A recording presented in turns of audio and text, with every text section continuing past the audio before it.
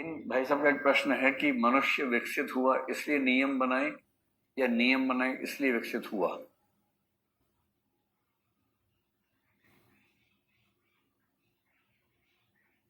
एक लड़का लड़की है, प्रेम में है, झगड़ा भी करते हैं।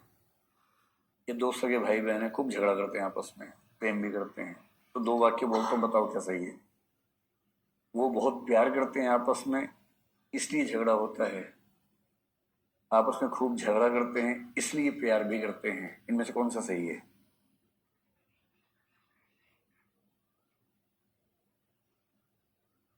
दोनों सही है। तो मेरा उत्तर भी वही है, दोनों सही है।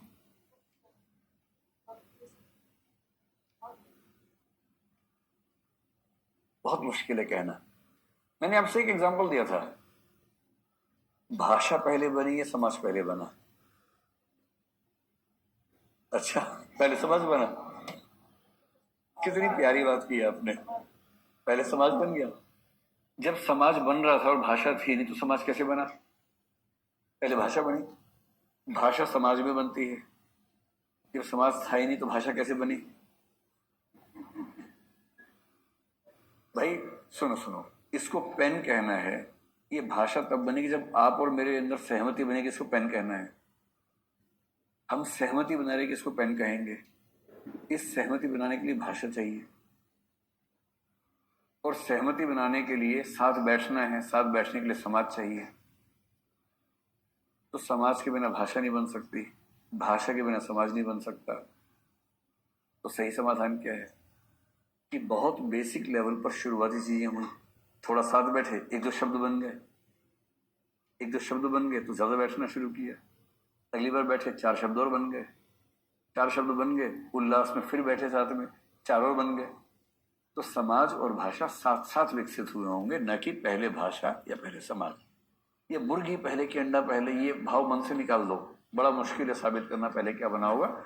जीव विज्ञान वाले कुछ बताएं तो बताएं, वरना बड़ा मुश्किल है क्या बना होगा। चलिए।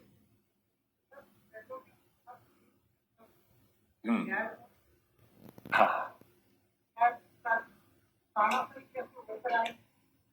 दरअसल ये जो कार्ल पॉपर है वो ये कहना चाह रहा है कि फिलोसफर किंग की धारणा एक तरह से इस बात का प्रतीक है कि समाज के बाकी वर्गों में क्षमताएं कम हैं, एक बुद्धिमान वर्ग में ही क्षमताएं ज्यादा, और प्लेटो खुद उस वर्ग से आते हैं। तो बुद्धिमान व्यक्तियों के हाथ में पूरी सत्ता आ जाए और वो बाकी वर्गों को नियंत्रित करते रहें, ये विचार गर्भ में तानाशाही को लेकर चलता है कि बुद्धिमान व्यक्ति की तानाशाही उचित है। और प्लेटो ने लोकतंत्र का विरोध भी किया हुआ है।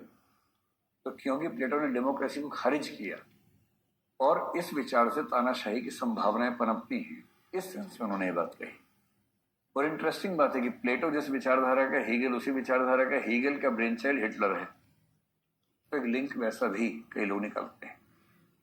मैंने प्लेटो के विचार का एक बहुत मुश्किल संदर्भ छोड़ दिया है जिसको प्रत्ययवाद कहते हैं, और मेरी मनस्थिति ये है कि उसे छोड़ देना ही ठीक है सबके हित में, क्योंकि वो इथिक्स का मामला है नहीं, वो मेटाफिजिक्स का मामला ज्यादा है। जी हाँ, अनुशासन और संयम में क्या अंतर है?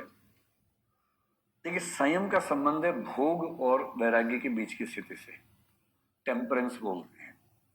अनुशासन का अर्थ होता है किसी भी नियम को मानने की मानसिकता। जैसे मैंने आपसे कहा कि 12:30 पे क्लास है, आप ठीक 12:30 पे आ गए, ये अनुशासन है, ये संयम नहीं है। ठीक, 12:30 से 4 तक क्लास चली, आपको बीच में प्यास लगी, भूख लगी, पर आप बैठे रहे कि कोई बात नहीं, ब्रेक के बाद खा लेंगे, ये संयम है।